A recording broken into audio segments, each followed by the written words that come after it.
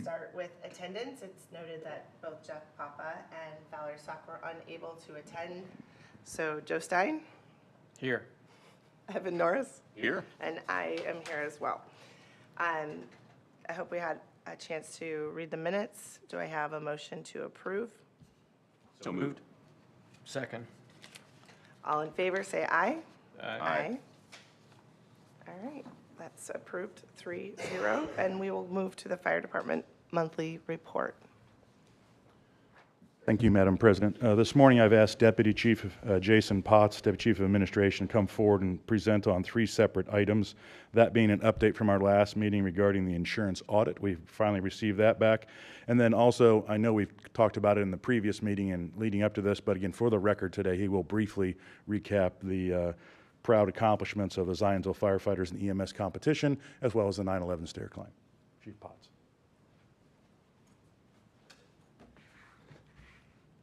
Good morning. Good morning. As you guys all remember, this month was FDIC in Indianapolis. As part of that, we had 20 members of our department, including Counselor Norris, involved in the firefighter stair climb at FDIC. This climb was not a race, but an opportunity to honor and remember the 343 FDNY firefighters who selflessly gave their lives so that others may live. People from across the United States convened at Lucas Oil Stadium to climb stairs equaling 110 stories as a tribute to those that lost their lives on September 11th. It is a grueling event, and congratulations to those that participated, including Counselor Norris. Thank you. Also, the GEMS competition was a part of FDIC. Our EMS competition team has been a part of that for a couple of years now. Has always placed well, and we're happy to report that this year that our EMS competition team placed first in that event. The GEMS competition consisted of Brian Blazak, Ray Klein, Dooley, and Jeremy Anker. Participated in this competition. It's a challenging and educational event that really takes a lot of the most of the technology, a lot of technology and a lot of different things that come up in the EMS world, and put them all into one simulations and really challenge them outside of their normal scope. And they did a fantastic job. We want to congratulate them.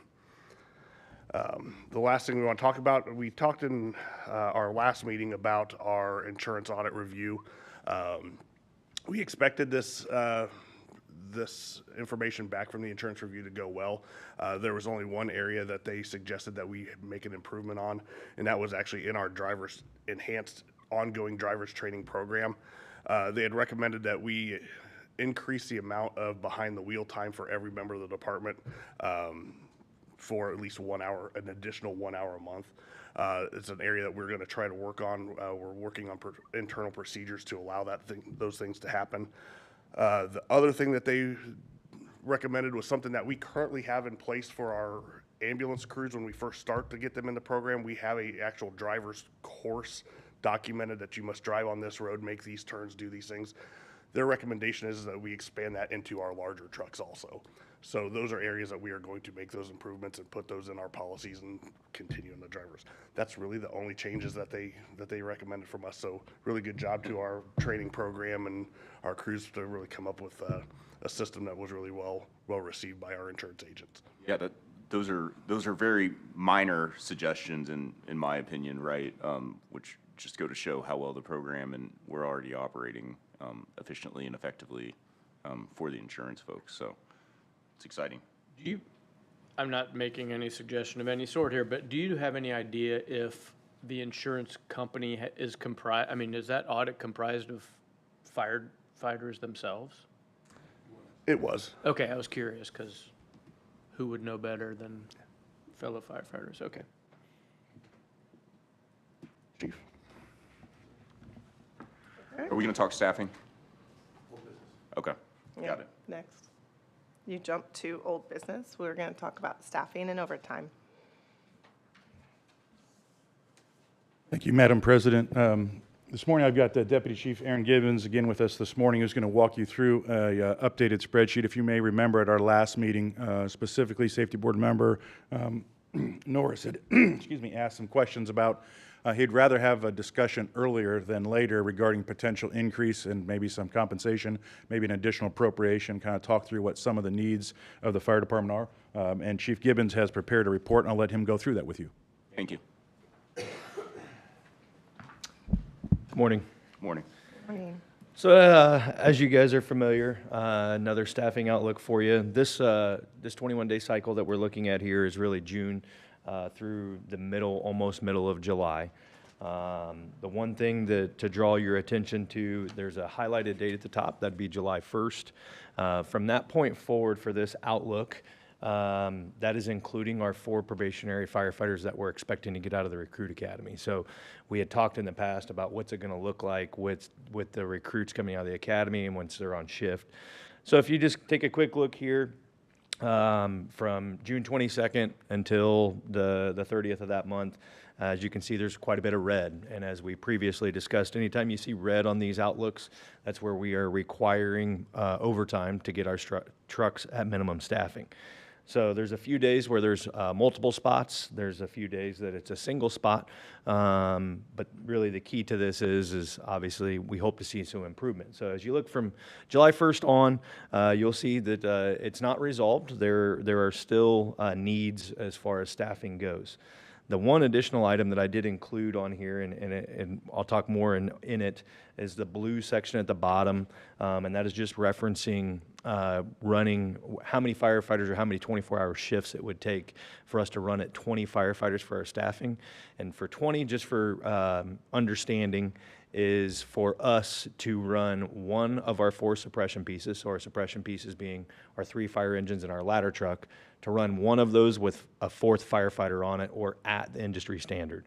So that number is included at the bottom. I'll talk more to that here in just a second. As you do look across here at the bottom portion of that, where you see the yellows, that's really just letting us know that we're not requiring any overtime. If you look at the numbers in the yellows, that's where you'll know if it's 19, we're truly at our minimum. So one call off would lead to somebody being mandatory to overtime. The other thing that I do want to point out, as I have previously with these, is this is with all of our firefighters maintaining full health, full duty, not injured. The one thing that is accounted in all these outlooks is we have one firefighter that's on paid administrative leave right now, has been for quite some time, and that'll be addressed with the Merit Commission next week. But just for full transparency, that's the only person that is removed from the schedule. Otherwise, we're looking at this if everybody stays healthy, everybody's home or not home from injuries. And then one other thing to note as well is we have 7 firefighters expecting children this year, one of which occurred this past weekend. And so every time that we have a birth of a child, it's great that our firefighters get to stay home and spend time with their kids. That's 5 shifts that they're going to get to use to their liking to make sure they're there for the early care as well as potential appointments and things like that. So those are also not calculated into this because we don't know when they're, 1, going to have the child, and 2, when they're going to take the time. Any questions on this first look? No, I only noticed that we have 2 days, 3 days in this entire outlook where we have full staffing on an engine or a fire suppression, right? 292. Yeah, 3 days. Only 3 days of the For one truck. one truck. You're exactly right. Yeah. Yep. Any other questions on this? All right, if you'd follow me to page 2, this is going to be the same exact 21-day cycle or time period. We changed the colors intentionally to help illustrate.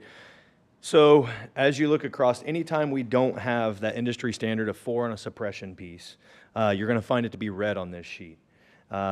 Looking across there, once again, July 1st is highlighted as it includes our probationary firefighters. But the real key look here is kind of, as you just explained, Councilor Norris, there's only 3 days that we have one suppression piece that's running at industry standard staffing.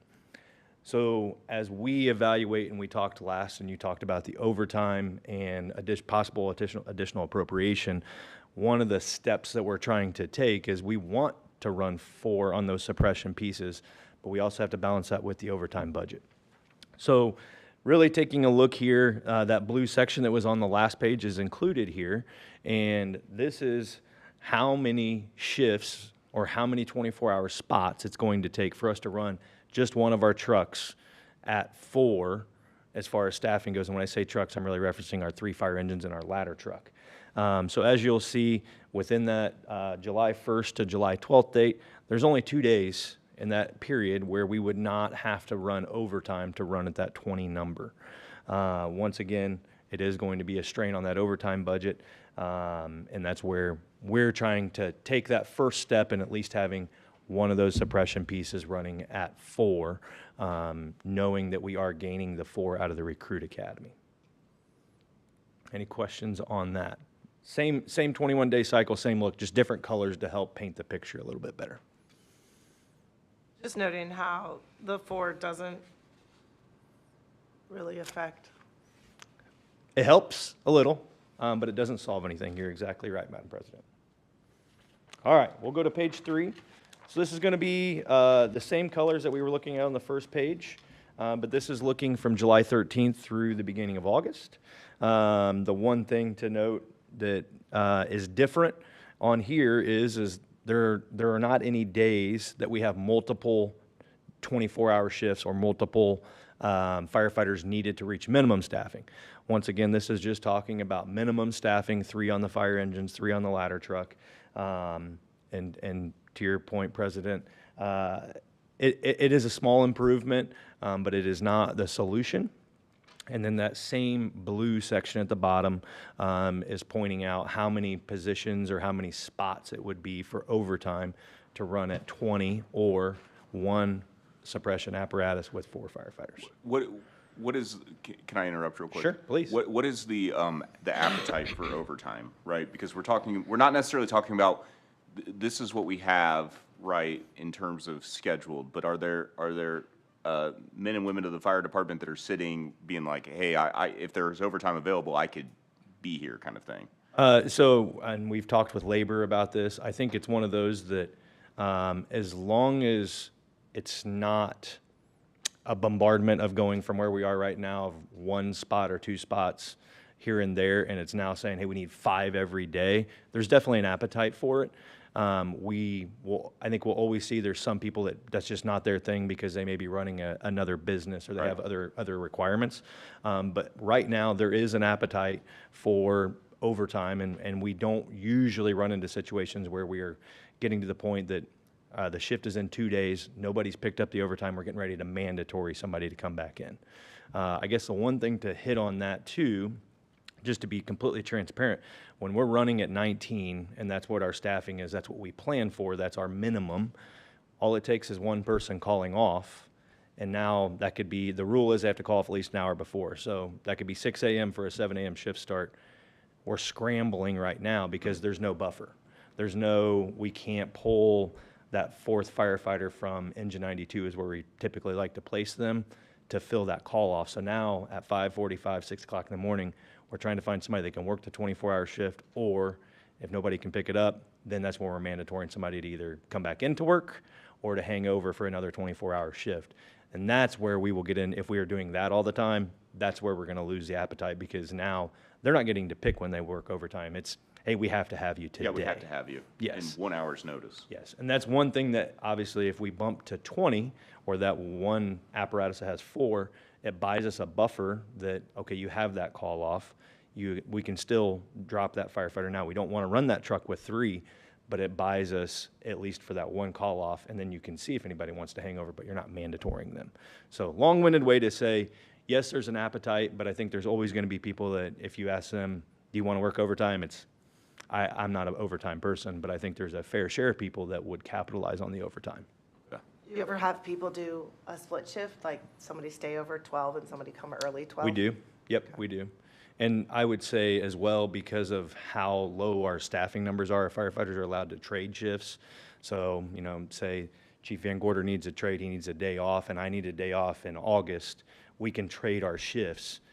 Right now, I would say we're probably at the highest number of trades that are going on, just because people can't use the PTO if we don't have the staffing. So it's one of those, the firefighters are finding a way to balance that, because they have to follow, obviously, the rules that we have for using their paid time off as well. Are there any regulations on you guys for how many shifts a person can work consecutively?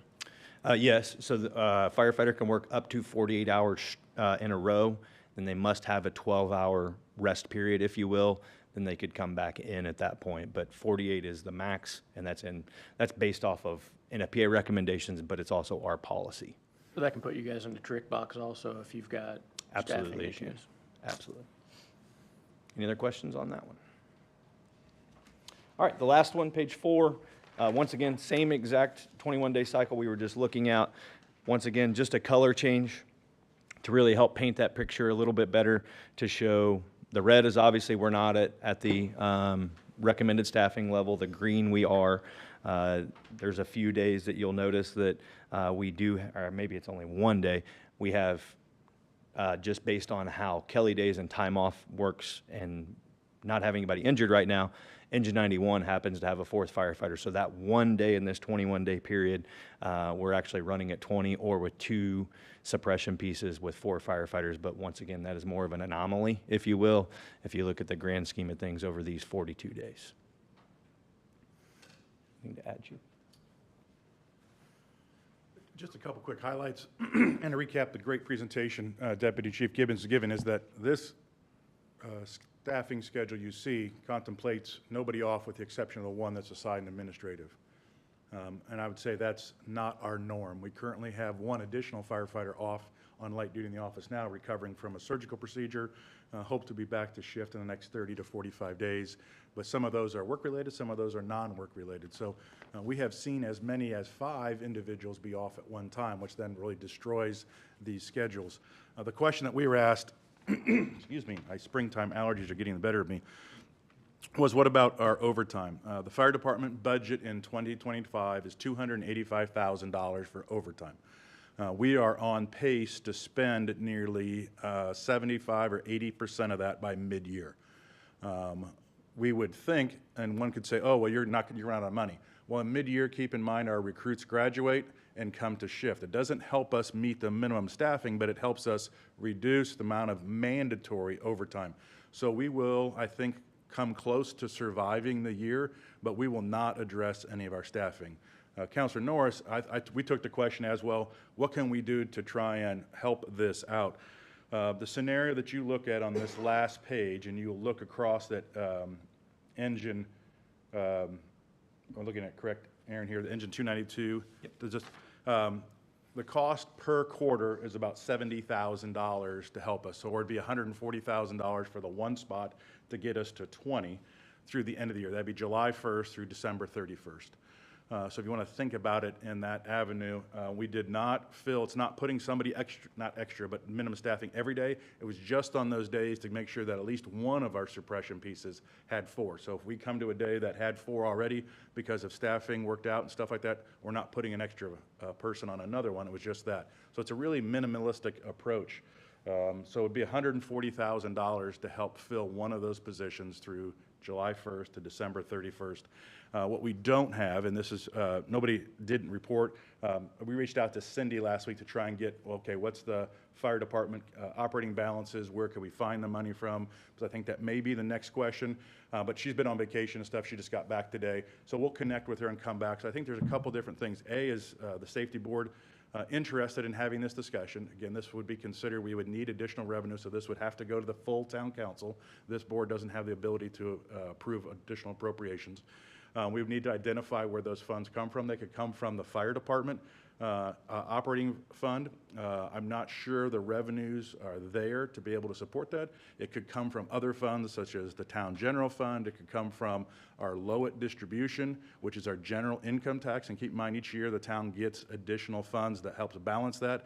And this would only be to commit the funding for this period. It doesn't lock us in saying in 2025 going on, we have to maintain this. This just helps fill the void. And we're working very aggressively with the mayor and Crow to try and figure out some of these items. As they mentioned today earlier in the council meeting, new curveballs have been thrown at us with Senate Bill 1 and trying to figure out how that is. And you'll hear in the fire department budget presentation, we've got some staffing changes that we are proposing that maybe we can look at adding a person to the companies with maybe some of the funds that we do have. I did put in for the 9 firefighters to meet industry standards. I know that's not a reality, especially with Senate Bill 1, to see that those things are fun, but I need to let the mayor and the council and this board know what it's going to take to meet the industry standards. So that's there, and we'll see those funding deficits as we begin to look at the budget.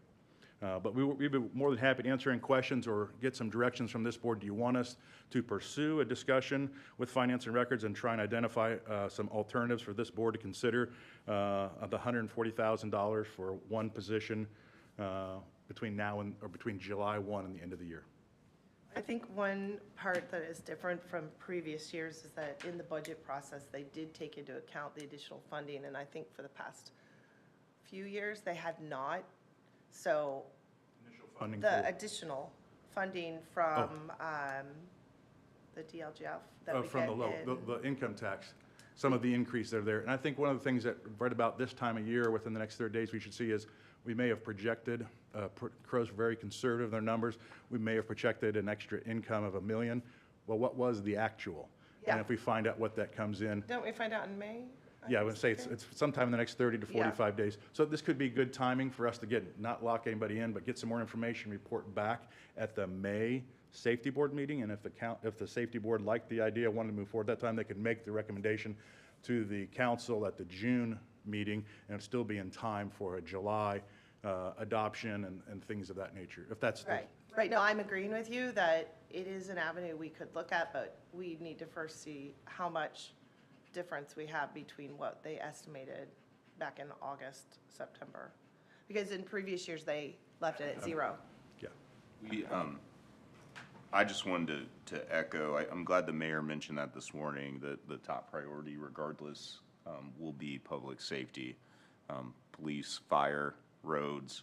I think all three of us, safe to assume we're all on the same Yeah. page with that, regardless of what happened with Senate Bill 1. We'll continue to make public safety a top priority. My question is this, can we do it by quarter? Or, I know it's probably more headache, right? But could we do the first, if first 70,000 quarter 3, then second 70,000 quarter 4, just depending on how the numbers work out? It's the same exercise for us, and I think we'd be able to see those things and obtain that information in a timely manner, present that to this board so that you can make those, and we could easily schedule that. So same procedure, whether it's 70 or whether it's 140,000. Yeah, and it wouldn't quite be half, right? Because you would have to have all the uniform and equipment that goes with a person, right? But this is This is just just overtime. This would salary just put or- $70,000 additional. I'm looking at the for- 140. Yeah, that would just put. That's a person, I thought. That's not a Well, person. That's just It's the a person overtime. that's already, Oh, it's an overtime Correct. increase. It's Okay. it's a position on the daily staffing roster, but not a physical Steve Hayes or Jamie Van Gorder.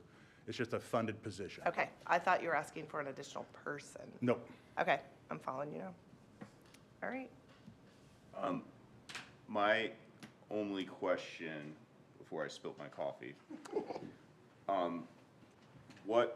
can you give me a sense of, what the response was like for that structure fire on 146, a couple of days ago, just to put this into context? Thank you. So are you wanting to know like how many apparatus, how many people? Yeah, Is that what you're looking just for? so I know, I mean, I saw that, I've seen the aftermath, looked horrible, and I feel sorry for the family that was building that home right Yeah. there. But, I also know it's 1 o'clock in the morning, and everyone's very, very busy, right? So what was that like? So just to share, this was one of those incidents that we were in a hydrated area, so did not require tankers. So as we've shared in the past, when we start getting to the point of requiring tankers, it's even more of a strain. So that's the one thing I'd say that worked out for us. We had fire hydrants, but we had all of Zionsville's apparatus on that scene. So all 3 fire engines, our ladder truck, 2 of our ambulances were there, and then our 3rd ambulance, because it was a working incident, our TSU, which brings air so we can refill our air bottles as well as drinks and snacks for our firefighters. Our 3rd ambulance crew actually brought that truck. So every Zionsville firefighter that was on duty that night ended up on that scene. We also had a Carmel fire engine there. We also had Westfield's ladder truck on the scene there, as well as one of Whitestown's ladder trucks there. So we had all of Zionsville's on-duty staff there, including a fire engine from Carmel, a ladder truck from Westfield, and from Whitestown is what the perspective is, if you will. Now, all of our fire at that evening, all of our apparatus were at minimum staffing. So our fire engines and our ladder were at 3, our ambulances were at 2. The end of the day would not have changed whether we had those additional trucks or not because of what the request was based on the volume of fire that we had on the scene. It just goes to show, right, that every body counts. Yes, right? absolutely. In a firefight. So, Yes.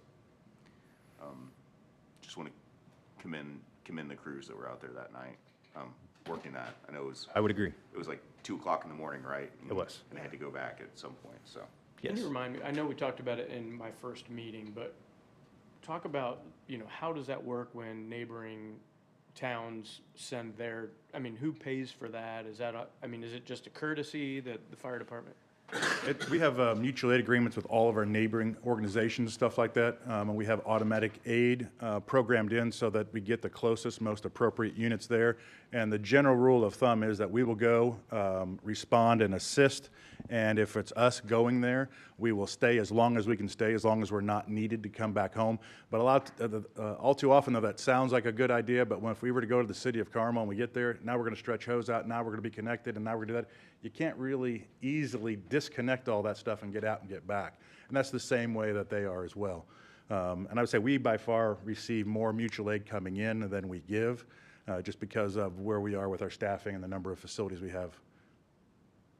I noticed on, I can't remember what day it was, there, let's say 7/27, 293 has 2, and I know 4 is optimal. Can you even run a truck with 2? No. So that truck's out of play. That's where we would have to require the overtime. Mandatory overtime, we'd force somebody to come back to work. I see, Look okay. Look at June 29th, Yeah, I saw I couldn't find On it the- fast on the- enough. There was 2 days where there, the very first page. Yeah. We have 2 engines with 2. 2 engines with 2 people. Yeah, without overtime. That's Is correct. that due to the holiday week? It could be. It's all of it. What goes into account to it is all of our firefighters get a Kelly day, so they're on their Kelly day, and then after we do that, at the end of last year, we do vacation calling. So everybody, once again, there are rules, but they now put in for their vacation for the entire year. So we know what everybody put in for, and that's just how the staffing numbers fell. And that also could be a shift, and I don't know off the top of my head. That could be a shift. I mentioned last meeting, we lost a firefighter that went to another department. Well, that may have only been one 24-hour spot that day, but with his departure, we can't just automatically plug somebody in there, which may have created that void for a second overtime spot. So when we have a shortage, a 2 or a 3, that doesn't mean we'll send out 3. It means that's a situation where we will, you're always gonna have, assuming you can, the number of people necessary to run the apparatus. It's just gonna be an overtime situation is what we're Correct. talking about. We will not run a fire engine in the town of Zionsville with less than 3 individuals, because that's not safe. Okay, got it. And we, to date, knock on wood, have not had to shut down apparatus. There are communities that, while we are communicating our need and our shortages, there are communities that have needs a little greater where they actually will shut down apparatus and say, hey, the fire engine at 2s that covers Hankey Development is going to be shut down for the day. There's not going to be any response. You're going to get it from the next closest place, and we're going to take those 2 firefighters and put them somewhere else to be able to do that. And those are kind of the worst case scenarios, and we kind of worked through a lot of that during COVID. And what if we kept seeing people get off or get sick and injured or hospitalized, how would we do that? So, but to answer your question, Counselor, yes, that's what we would do, is that we will not run an apparatus short, and to date, we have never done so. But we are running at the minimums, and we are burning through our overtime, and we will go through our overtime as planned before the end of the year, and that's why we cannot do anything without some additional funds. My thoughts are this, just off the top of my head. Let's see what happens the rest of this month in May with regard to those numbers. It'll keep coming in, That's lit and then distribution. let's again tackle this we'll have the mid-May meeting, right, that we can meet and probably get a. We'll come prepared in mid-May for the financial numbers, if they're available, and/or alternatives or choices to pick from, or a report from, also get the mayor involved, he's involved, but, you know, have some thought from the mayor and Cindy and them, say, okay, well, here's a couple options, or they may be able to come back and say, yeah, it could easily be done with this, or they may come back and say, no, there's no other funds we would recommend to do. But we can come back at the May meeting with the financial supportive information to help you make a decision. And again, at that time, we would just then, with your direction and approval, then forward to the town council. There are notice provisions we need to make, because it would be an additional appropriation, public notices, getting on the council agenda and stuff like that. The earliest time would be June, which will allow us to then make a July sometime time period to start implementing that. It just takes us some time to do that. Okay. But if we do it the first June meeting, it's a resolution, so it passes that meeting, if it does, and then you're all set for July then, right? Which Or is, for that 3-month period of time, if we did it in 3 months period of time, we'd do the next quarter from July, August, September. It sounds like the burn, if you will, the overtime burn is going to slow in the fourth quarter. Do you think there's any chance at all that the 70 gets you home, or is that? I don't think it gets us home. It lessens the burden. We've addressed 25. If we do the 140 for the rest of the year, we've addressed 25% of it for 6 months. That's all we've done. And then again, in January, we're going to be there. I think there's a little light at the end of the tunnel. We have 2 recruits. We have the one that Aaron mentioned that resigned and left to another department. Then we had one of our recruits that didn't pass our academy that we have let go, separated from employment. So we have those 2 openings, so that maybe by the end of the year, they could come in. It won't fix this. And we're projecting those and we're looking at those, but we don't see any relief until November, December, or beyond. Oh, really late in Q4? Yeah, yeah, Okay. because it's a 20-month academy. So they don't start till mid or late July. Wow. So to answer your question, the 70 or 140, and I understand the conservative approach and saying, well, let's see how that goes and does it help and stuff, will help, but it will not fix the problem. And then really during the budget time, we're going to need to be looking at and say, okay, what can we do? You know, we've said that if the answer at the end of the day is Senate Bill 1 is very restrictive, does not provide any revenue, we're not comfortable moving forward with any new hires, my budget request for overtime for next year is $600,000 to just address some of this, not all of this.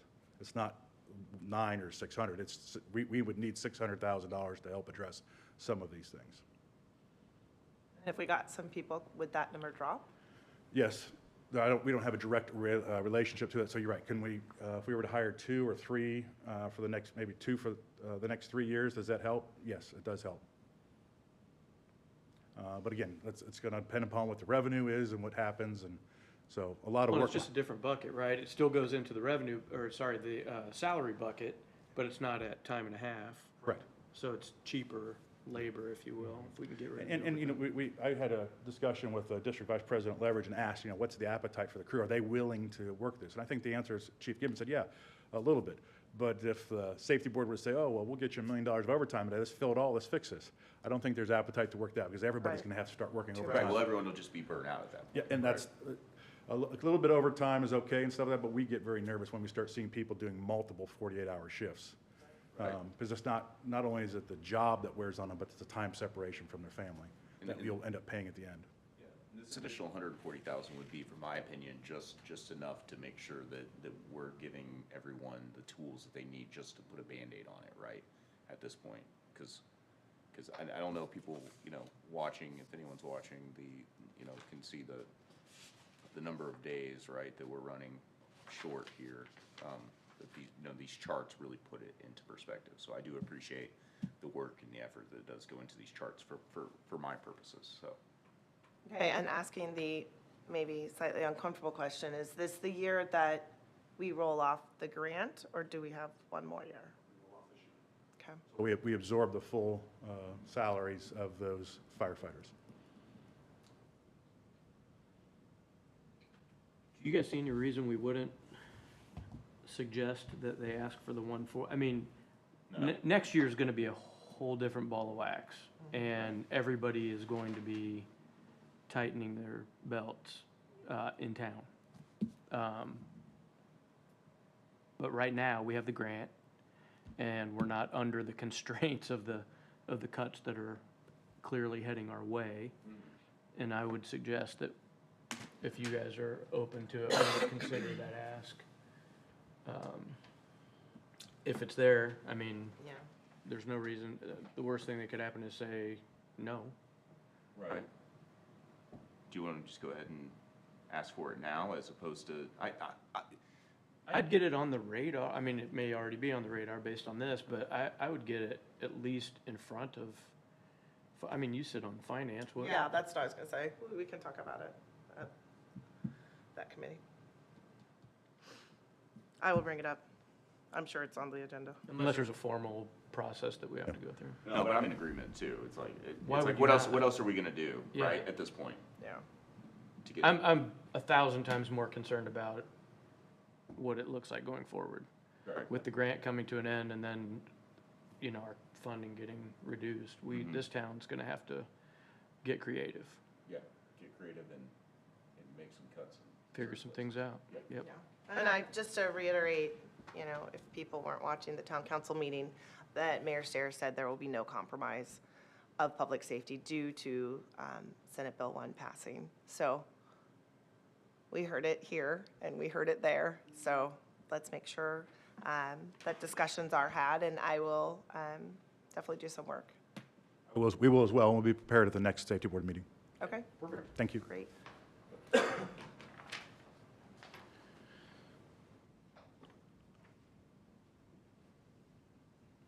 All right, so new business, station feasibility and location study update. Also on both these items, primarily the station feasibility, I know the three of you are very well informed, but I asked Chief Potts for the record to come forward and give a brief update for the minutes as to where we are with our station feasibility, and then also giving an update on where we are with our ISO evaluation. Chief Potts.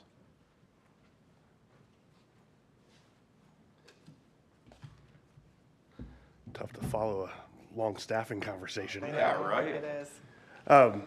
Fire station feasibility study, just for brief, really high-level overview. This was an ARPA-funded project to look at our current facilities, including the municipal services building, as a possible secondary location if we were to have to do something with one of our stations, do a rebuild or anything like that. So that project is coming close to being to the end. We received a draft final version. We expect a final report and presentation mid-year this year. With that, included in that draft was a recommendation from our consultant Wolpert to really take a look at coming to council to talk about station locations and try to have conversations to acquire some land because the land may not be available in the future.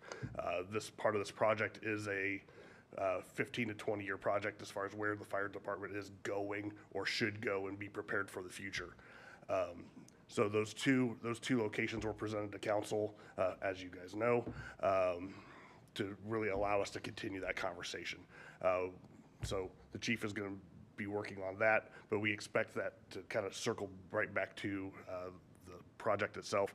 We're looking at it to conclude that project as a whole, and be able to present that project mid-year this year. And will you presenting it to safety board, town council, or both? Primarily here is what. I would think, We'd probably like to have a discussion with the safety board as to that, because our consultants are, well, Wolpert's local, but we have a firm out of Virginia, so they'd actually fly and we'd be here, and probably be about an hour and a half presentation. So we'd want to schedule that time with the safety board mid-year to see which which meeting worked well for you, or if there's a time that you'd want to schedule a special meeting in an evening that may work better. So when we get to that point and we're ready to do that, we'll coordinate with president of the board and see how you guys like to receive that. thank you. Any other questions about the feasibility study? So moving on to our ISO evaluation. ISO is, it's actually changed to Verisk. They review fire departments as a whole, our fire protection, our water supply, our community risk reduction efforts, our communication center, and review of the fire department. So they look at every aspect of the fire department itself. And it is a snapshot in time to where our feasibility study and different accreditation efforts look at where we're going to the future. ISO takes a look at the department right now. How are you operating? And then it's not a I got you type of thing. It's truly a just an in-depth review of what's going on. We got notified that we will be evaluated in September. Normally it's a 5-year rotation. We're on a 6-year rotation because of COVID. So they're coming back. We, just so you know, we are ISO rates from a class 1, which is the best that you can get, to a class 10, which is an uninsurable rate. We are currently a class 2, 2Y agency. That was based on our last evaluation.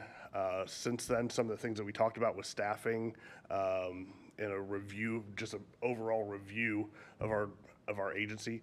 I don't think there's a high risk of us changing, but there's going to be a review of how we protect the areas in Western Zionsville, and then give them the information that we're doing right now. So it does make a difference.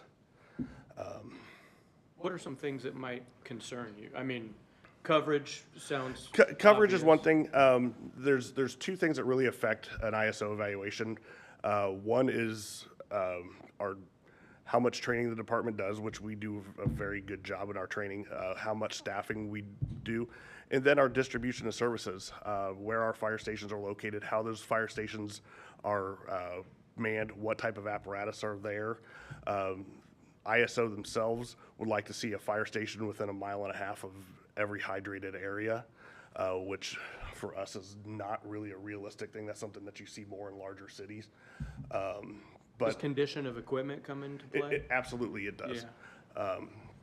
Go, Chief. I was going to say, other things, the primary area we're concerned the most with is Western Zionsville. We have a contractual relationship with a volunteer fire department out there that's been doing great service in the area. We don't have any concerns or questions about the individuals that are there, but the amount of individuals. And they've even raised their hand and say, we've kind of reached the end of our service time period. We'd like to have an exit strategy for that. It is a volunteer fire department. They respond when they can. So again, it's having that physical presence out there. So that's an area that I think ISO didn't fully evaluate us the first time, so we may have got a better score. So we're a little concerned to say, okay, well, how are they going to evaluate that going forward? That's also one of the areas we talked about earlier of land acquisition, that you'll see us move as quickly as we can to try and put some type of structure out there that is Town of Zionsville Fire Department related, and be able to redistribute, meaning that if we aren't able to add new staff, we would still want to build the building out there, because we could take some of our apparatus and redistribute them of what we have, so that we could be able to achieve some minimal service levels and help address that. Also keep in mind that ISO is an insurance-driven item. No fire department goes out and says, oh, we're going to organize, run, and operate everything we do based upon ISO. But it is something that from a business standpoint or as a homeowner standpoint does have a bearing on you. The closer you are, like a golf score, to a lower score, the less you will pay in your insurance premiums. But even if we had 50 extra firefighters, like Jason was saying, ISO has a steadfast rule that as soon as you are more than 5 miles away from your servicing fire department, even if they have 50 people per shift there and 17 trucks, you are a class 10, you're uninsured, because it's all time and distance travel. If you can't get there within a reasonable amount of time, and they've set that at 5 miles for themselves, you're uninsured. And those are some of the challenges we have in some of the outlying areas. So as when we're able to add some additional stations, we'll be able to help address some of those things. Because at the end of the day, it affects, the ISO ratings affect the homeowners. Well, also some of the economic development. We've got some concerns out there. If ISO was to evaluate that and look at that differently, some of the service levels in Western Zionsville, we've got some large commercial properties that are there currently, many more projected to come in there. We would need to have a fire department presence out there to make sure that we could support the economic development that's there, and that would be forthcoming. And having 67 square miles of Zionsville, do we have a lot of areas that are 5 miles away? We don't. Because we have good central location. Yeah, there's a few on the outskirts, not to say that we are 100% perfect, but they're just on the outskirts of the area. And then, obviously, as you can imagine, we've had some of these preliminary conversations as to get those 1 or 2 businesses, or to get 2 or 3 homes or something like that perfect. Are you going to go spend $15 million and build a fire station and then add? You're not going to be perfect, but you want to make sure that you are in there 80 to 90% of the time. And that's part of the fire station feasibility plan that we have going. I noticed one of the properties had a Lebanon address. Is that? Zionsville Fire Department serves 11 zip codes within the town of Zionsville. Because, as a reminder that our service area, the 67 square miles, is not match zip codes. For example, Hoosier Village is an Indianapolis zip code. Up north off State Road 32 is a Sheridan zip code. We have Whitestown zip codes in the town of Zionsville area. So yes. To Councilor Norris's point, other things, we talked about training, improving our training, but also we are missing points for apparatus and equipment because we don't have a reserve apparatus. We don't have a reserve ladder truck. We have one ladder truck. We did just move that this past year, that to be better centrally located. And we have a plan in place. We're waiting for that apparatus to come in to allow us to have more apparatus so that we can have more reserve apparatus. But all of that goes into the calculations for ISO. And Chief Potts and his team, Captain of Planning, Elizabeth Campbell, are working very diligently on this to have all of the records put in place. It includes all of our hose testing, all of our aerial ladder testing, all the firefighters' individual training records. I mean, it's very, very in-depth.